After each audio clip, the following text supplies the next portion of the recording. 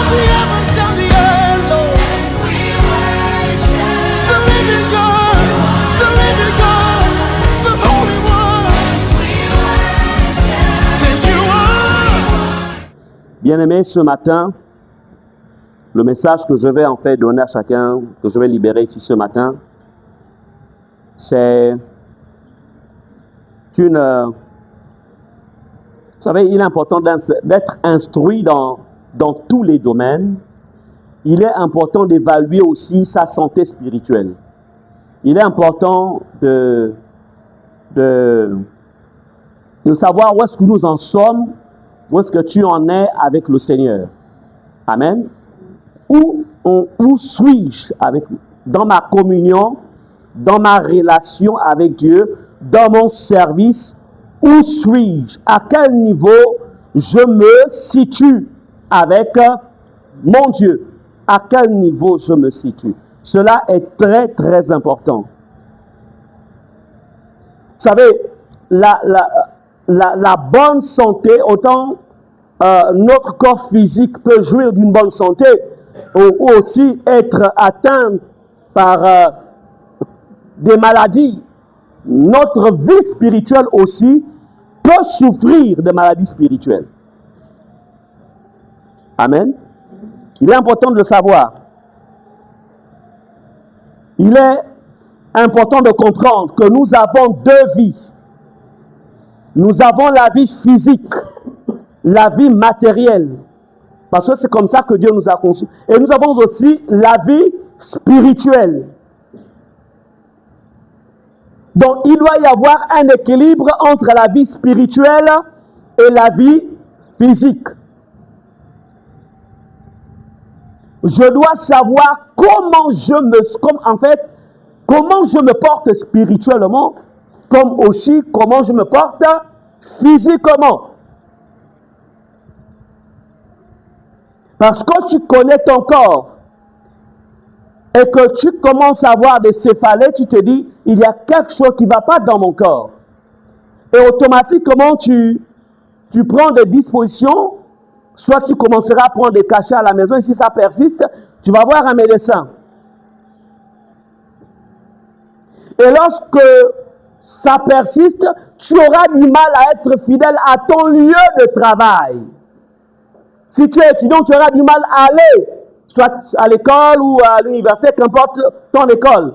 Pourquoi? Parce que le corps ne répond pas.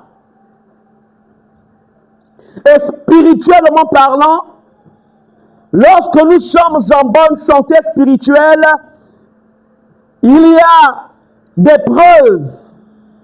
Ou lorsque nous sommes malades spirituellement, il y a aussi des signes. Amen. Quelqu'un peut avoir une forte volonté, une bonne volonté, mais quand le corps n'est plus assez solide parce que le corps est malade, il voudra forcer. Il dit non, je veux quand même. Non, tu ne peux pas. Soigne-toi d'abord. Et puis lorsqu'il retrouvera la forme, à nouveau, il pourra se donner à ses activités comme auparavant. C'est la même chose. Nous avons deux vies.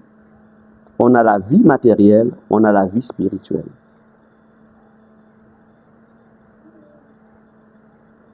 La question, comment te portes-tu spirituellement? Comment te portes-tu? Ce n'est pas une question d'autoconviction. Mais nous allons voir à travers la parole.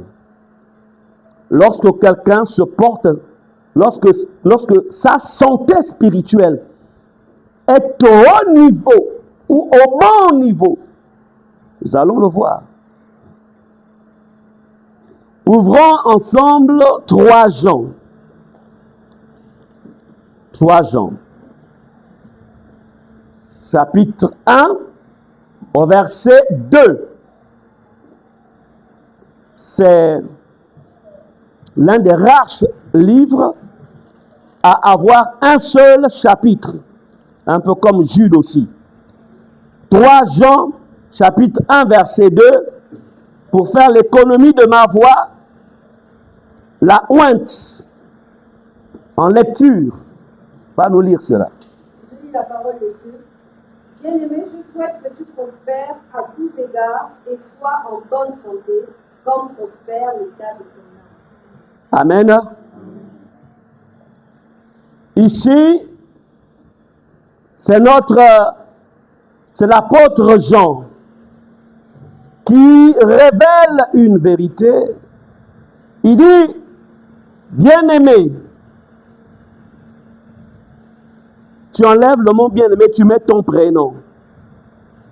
Je souhaite, n'oublions pas qu'il est dit que c'est poussé par le Saint-Esprit que les hommes ont parlé de la part de Dieu. Donc ici, c'est l'Esprit de Dieu qui inspire l'apôtre Jean à exprimer ce souhait.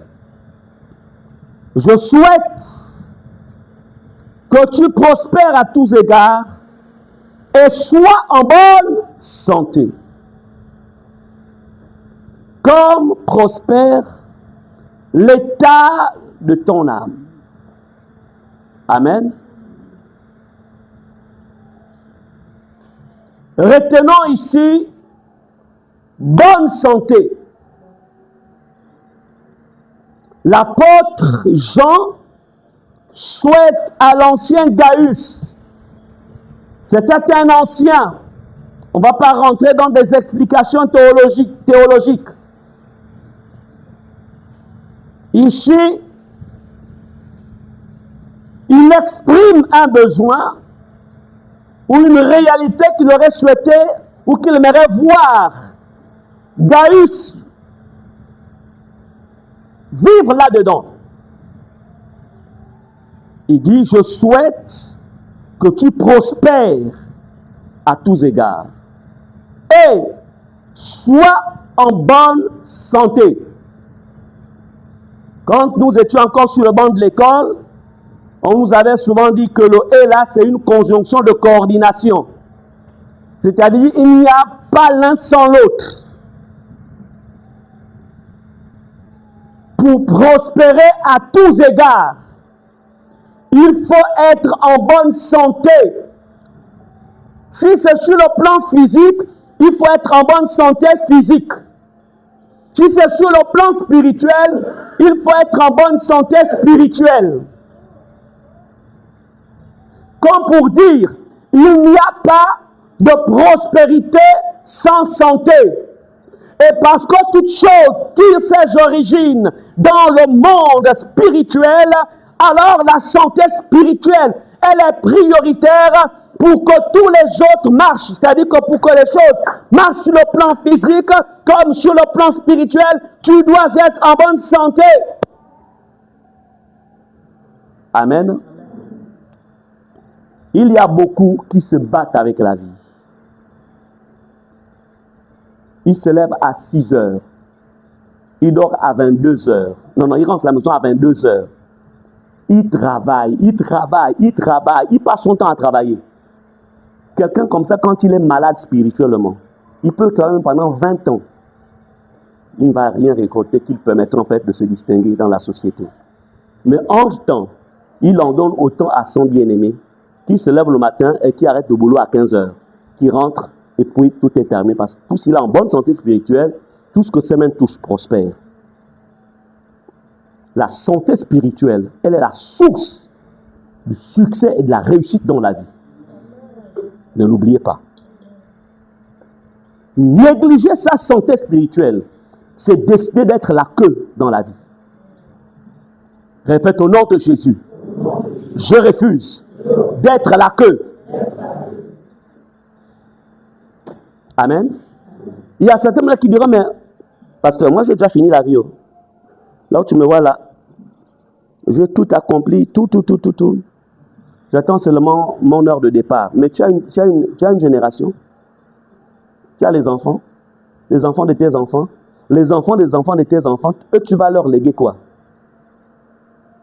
Donc, en vérité, ta réussite, en fait, prends sa source, pas pendant ton existence. C'est quand tu pars.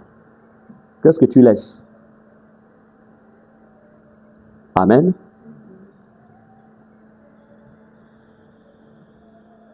Bien-aimés, quels sont les signes? Comme je le disais dans mon introduction, je disais ceci, lorsque quelqu'un est en bonne santé, nous avons ici l'ancien R100, lorsqu'il est en bonne santé, tous les matins, il peut aller à son lieu de travail. Nous sommes d'accord? On est d'accord? Tous autant que nous sommes, parce qu'on se sent bien, on peut facilement aller à son lieu de travail, on peut aller à l'école, on peut vaquer à ses activités quotidiennes, parce qu'on est en bonne santé. Je voudrais vous dire que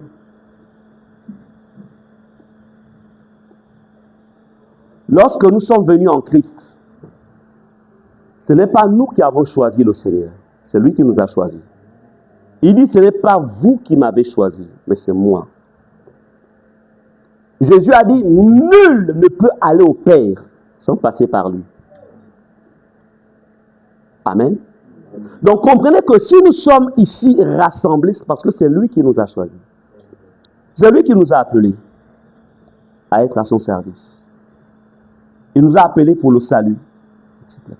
C'est lui.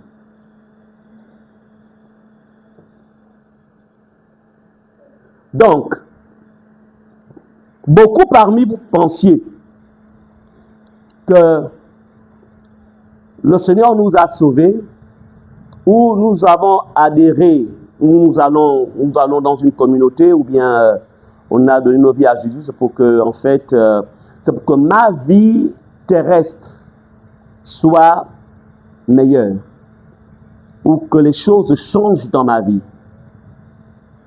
Oui, en fait, ce n'est pas faux que quand quelqu'un a donné sa vie à Jésus, quand quelqu'un marche avec Jésus, ce n'est pas faux que son quotidien, forcément, en fait, sa vie va changer.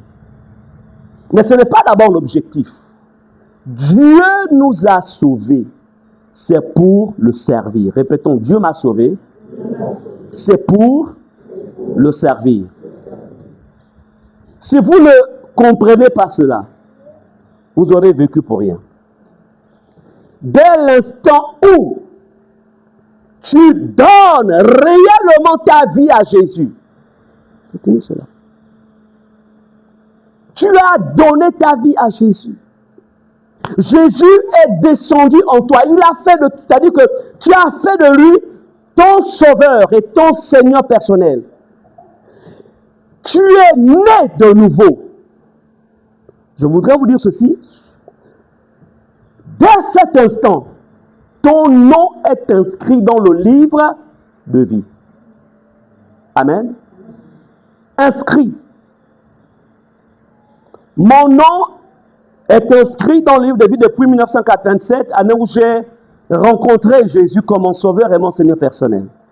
Mais la question, pourquoi de 1987, alors que mon nom est déjà là-bas au ciel depuis, pourquoi me garde-t-il encore sur la terre? C'est pour son service. Si nous ne comprenons pas cela, on passe à côté. Dieu t'a sauvé, c'est pour sauver aussi les autres. Dieu t'a sauvé, c'est pour que tu sois à son service sur la terre. Si tu penses que Dieu t'a sauvé, c'est pour que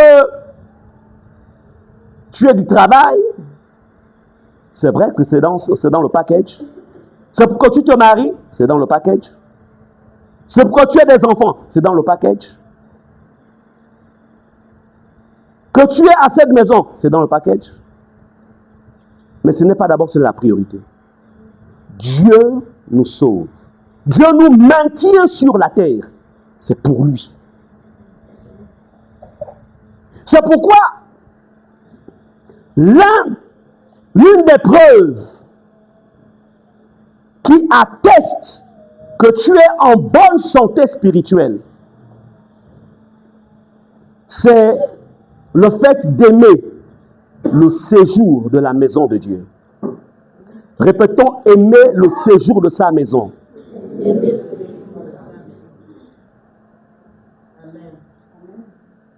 Alléluia. Allons-y dans le psaume 26, versets 6 à 8. Nous allons comprendre cela un peu plus en profondeur. Psaume 26, versets 6 à 8.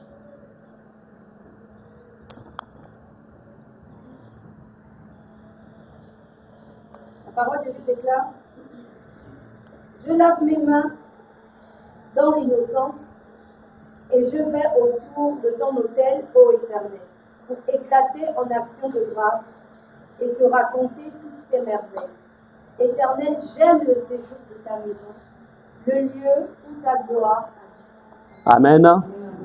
Alléluia. Ah, là, le Seigneur a eu compassion de moi. Le Coran est revenu. Parce que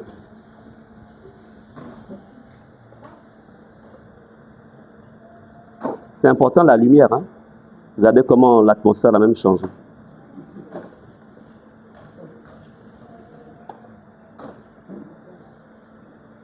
C'est bon? Ok.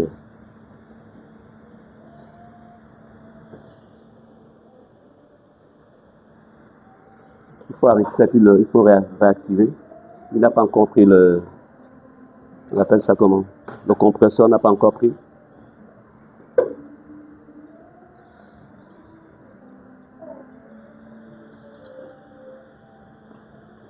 Donc, dans le psaume 26,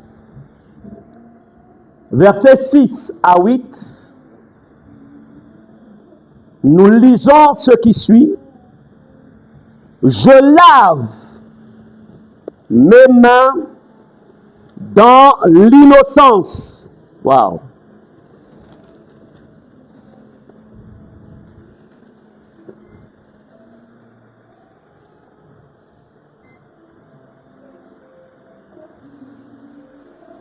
C'est bon.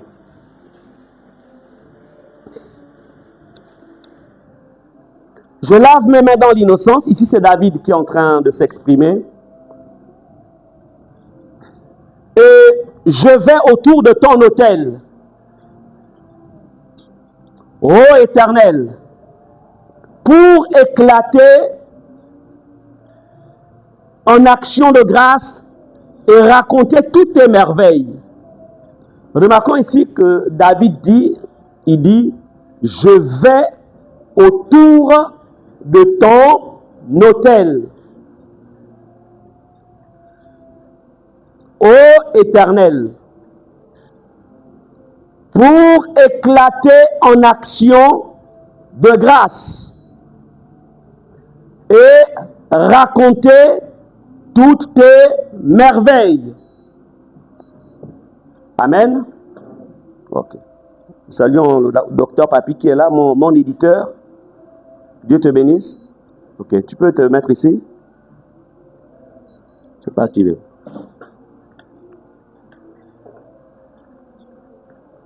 Excusez-moi, on me demande d'activer le... Ah, ok. C'est bon? Bien.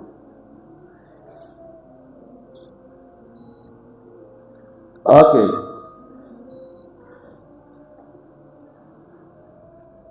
Je disais que la preuve qu'un enfant de Dieu est en bonne santé spirituelle, le premier signe, c'est qu'il aime le séjour de la maison de Dieu. Il aime le séjour de la maison de Dieu. Et ici, David nous dit, au verset 8, « Éternel, j'aime le séjour de ta maison. »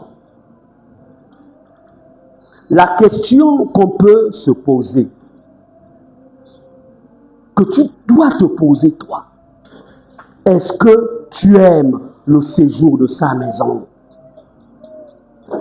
Et la maison de Dieu, c'est ici, là où nous nous réunissons. J'aime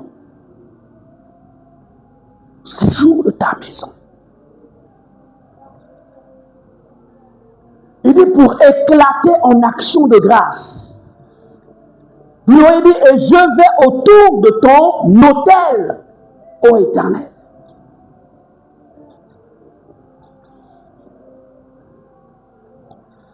Bien-aimés, allons-y dans Jean 2, verset 17. Jean chapitre 2, verset 17. La parole de Dieu déclare, ses disciples se souvinrent qu'il est écrit, le zèle de ta maison me dévore. Amen. C'est David qui parle. Plutôt ici, c'est Jésus autant pour moi qui parle. Il dit, plutôt c'est Jean qui fait le rapport, parce que c'est celui qui a écrit. Ses disciples se souvinrent qu'il est écrit, le zèle de ta maison me dévore. C'est-à-dire que dans le cœur d'un enfant de Dieu, quand quelqu'un est en bonne santé, quand tu es en bonne santé spirituelle, à l'intérieur de toi, il y a comme un feu qui te dit, je vais dans la maison de mon Dieu. Il y a un feu, il y a une flamme. Tu ne peux pas te sentir à l'aise en restant chez toi. En fait, il y a comme un chronomètre à l'intérieur de toi. Il y a un programme qui te dit, je t'attends dans ma maison. Lorsqu'il n'y a plus ce zèle, le zèle de la maison de Dieu, lorsqu'il n'y a plus ce zèle, c'est un signe que tu es malade. Tu es malade. Le diable te dit, voilà, tu travailles beaucoup, Tu penses que le travail c'est d'aujourd'hui? Vous savez que le travail c'est depuis Genèse. Quand il crée Adam et Ève, il donne le travail à Adam. Il dit, écoute, tu dois cultiver, tu dois garder. Donc le travail, ce n'est pas d'aujourd'hui. Non. C'est un signe de rétrogradation spirituelle. Quand ton cœur ne bat plus pour la maison de Dieu, tu es un rétrograde. Tu es en train de descendre. Ça, je vous le dis.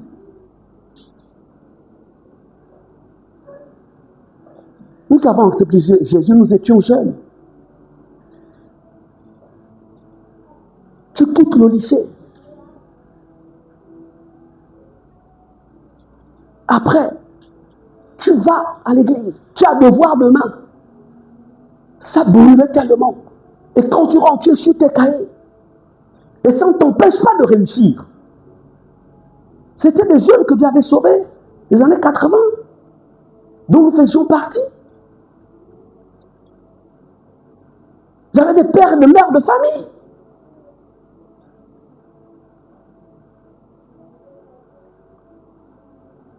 Aujourd'hui, vous avez la grâce d'avoir Jésus.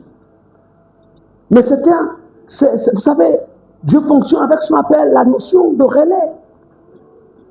Si ceux à qui Dieu a visité en ce temps-là, s'ils n'avaient pas persévéré, qu'auriez-vous reçu aujourd'hui? Et vous avez la responsabilité aussi de relayer ce que vous avez à la génération présente. Nous sommes peut-être là, nous sommes tous en Jésus, mais nous ne sommes pas de la même génération. Nous sommes plusieurs, nous sommes une diversité de générations.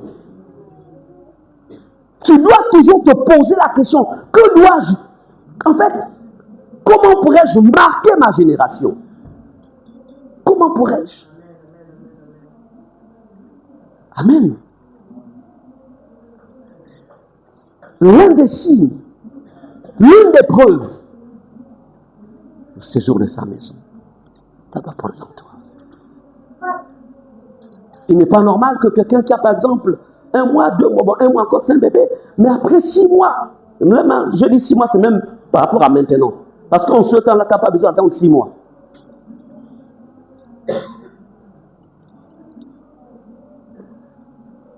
Le séjour de sa maison.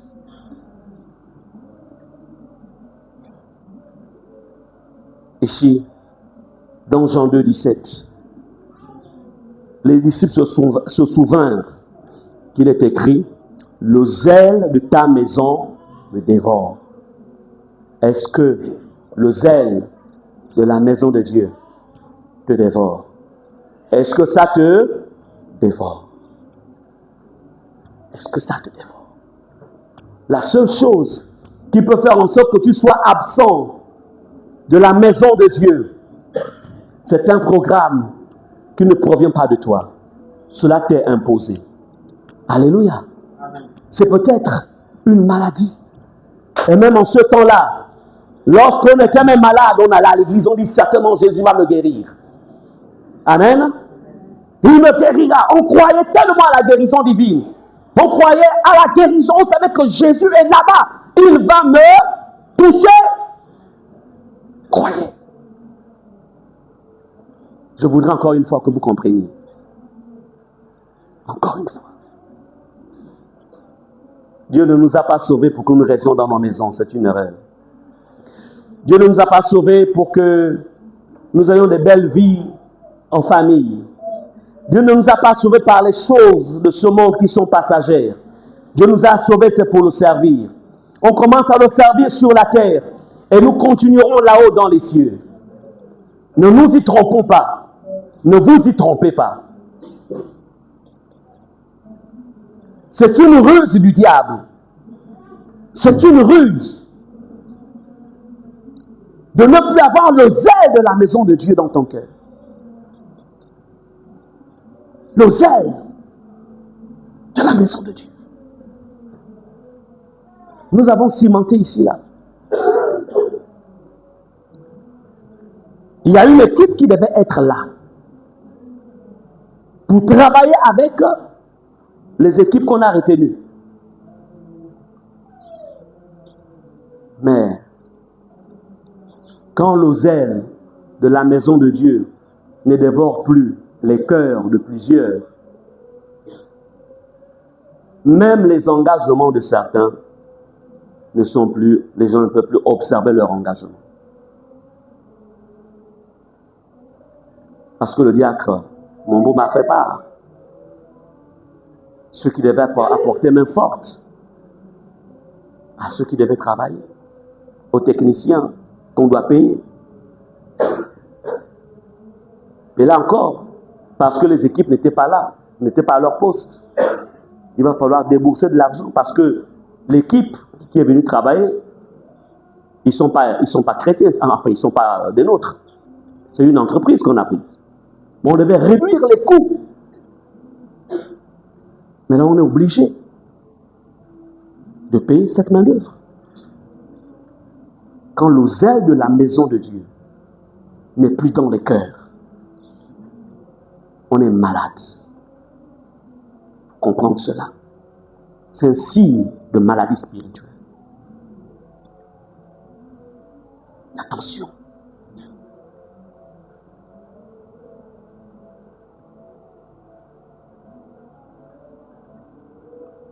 Dans Acte 2, verset 46. Acte chapitre 2, verset 46. La parole de Dieu déclare: ils étaient chaque jour tous ensemble assidus au temple. Ils rompaient le pain dans les maisons et prenaient leur nourriture avec joie et simplicité de cœur. Amen. Tout ce que nous lisons là, c'est le modèle de l'Église primitive. L'Église du 1er siècle. Nous nous appartenons à l'Église du 21e siècle. Mais c'est la continuité. Donc si nous voulons avoir le véritable modèle de ce qu'est l'Église, comment l'Église fonctionnait lorsque Dieu a suscité l'Église, c'est en lisant les actes. On nous dit ici qu'ils étaient chaque jour tous ensemble assidus au temple. Ces personnes qui étaient chaque jour assidus au temple, certains étaient des cultivateurs, d'autres des bergers, d'autres étaient dans l'administration royale en ce temps-là. En fait, tous les secteurs d'activité existaient. Il y avait aussi des élèves, tous Mais cependant, à l'heure de la convocation, ils étaient chaque jour. Toi, tu es ici combien de jours? Combien de jours? Quand vous savez, quand on n'est pas en pleine forme spirituelle, il y a des raisons qu'on va toujours donner. Je me souviens que lorsque, du moins à l'époque, nous avions, quand on avait la réunion à Bethany, on avait réunion les mercredis, on avait réunion les samedis, il y avait réunion vendredi, il y avait aussi samedi, réunion d'évangélisation, et puis le dimanche, on avait mercredi, vendredi, voilà, mardi le suivi. Amen. Mardi le suivi. Regardez le nombre de jours qu'il y avait. Mardi, mercredi, vendredi, prière, samedi, réunion de et puis dimanche le culte. Chaque jour. C'est-à-dire que quand on quittait le lieu, et là, il y avait toutes les couches. Il y avait des mères de famille, il y avait des pères de famille, il y avait les étudiants, il y avait toutes les couches. Amen. Chaque jour. Et je me souviens, nous vivions au pont d'Akébé, nous marchions du pont d'Akébé jusqu'à la cité de la Caisse. Tu vas en marchant, tu reviens en marchant. Mais parfois, Dieu qui est le Dieu de miracles, il va te mettre à ce qu'il va ouvrir une porte et quelqu'un te donne quelque chose. Aujourd'hui, parce qu'il y a un manque de zèle de la maison de Dieu, quelqu'un qui habite à ONG ne peut pas marcher pour venir jusqu'ici. Je n'ai pas l'argent de taxi, pasteur. Je ne peux pas venir. On peut peut-être encore comprendre celui qui habite au Vendo, ou peut-être quelqu'un qui habite à Kanda. Mais tu es là à ONG, tu es même à Québec. La distance à Québec, c'était plutôt c'était la Caisse. C'est combien de kilomètres? Donc on ne vous prêche pas des choses qu'on n'a pas vécues. Moi j'ai vécu ça. Ceux de notre genre, on a vécu ça. C'est une question de manque de zèle. Et quand il n'y a pas le zèle, quand l'ennemi vient voler ton zèle, tu es en danger. Amen. C'est un signe de maladie.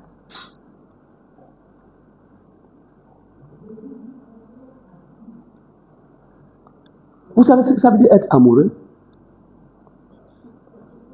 Quand tu es amoureux de quelqu'un, posez la question parce que quelqu'un qui est amoureuse de moi. Quand ça brûle là,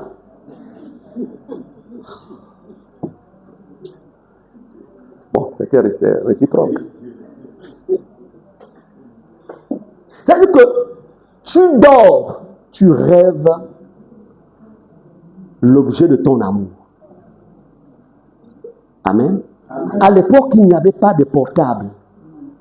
Mais chaque semaine, je partais à la poste pour aller pour que je reçoive la lettre de ma bien-aimée. À l'époque, c'était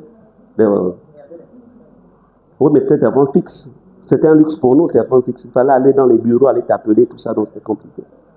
J'allais même dans les bureaux. Il fallait que j'entende sa voix. Quand l'amour de Dieu brûle à l'intérieur de toi, tu ne peux pas rester à la maison.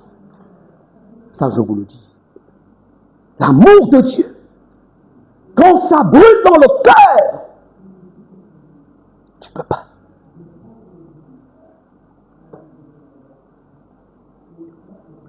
L'amour de Dieu ne servait pas d'abord les dimanches. Non. c'est dans le service. Celui qui aime, sert. Celui qui n'aime pas, en fait, il est passif. Donc nous voyons ici, au verset 46, on dit, ils étaient chaque jour, tous ensemble, assidus, au temple, assidus. C'est-à-dire qu'ils ne pouvaient pas manquer. Ils étaient assidus à l'heure. Moi, je voudrais poser la question à ceux qui viennent souvent en retard. Dites-moi, là, quand vous allez à l'école, vous arrivez en retard.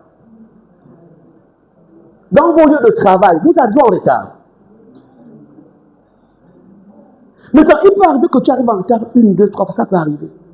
Mais quand ça devient un style, ton patron te dira quoi? Surtout dans le privé. Il te dira quoi? Il dit, bon, écoutez, madame ou monsieur, je ne vous ai pas embauché pour que vous commenciez votre boulot à 9 h. Nous avons un contrat. Le boulot commence à 8 h. Nous constatons que vous ne respectez pas le contrat. Donc, dès cet instant, bon, on va résilier le contrat. On est d'accord? Hein? C'est pas ça? Mais, dites-moi un peu. Comment pouviez-vous honorer les hommes plus que Dieu? Comment pouvez-vous avoir la crainte des hommes plus que la crainte de Dieu? Comment tu peux t'y plaire à venir toujours en retard? Et il paraît que tu viens adorer Dieu. Quand tu arrives au moment où la prédication commence, quelle est l'adoration que tu as donnée à Dieu? Quelle adoration? Qu'est-ce que tu as donné à Dieu ce dimanche? Tu sais que là, demain c'est lundi. Tu sais de là où tu habites et là où tu travailles. Il y a des gens qui se lèvent à 4 h du matin. D'autres à 5 h pour être à l'heure. Parce qu'ils savent que la zone où ils habitent là, il y a embouteillage avant que... Bon, nous on habite à Condat. Avant qu'on ouvre la voie de contournement, c'était compliqué. Les gens se levaient à 5 h pour esquiver les embouteillages. Sont arrivés au moins au niveau du lycée d'État vers les 6 h 30.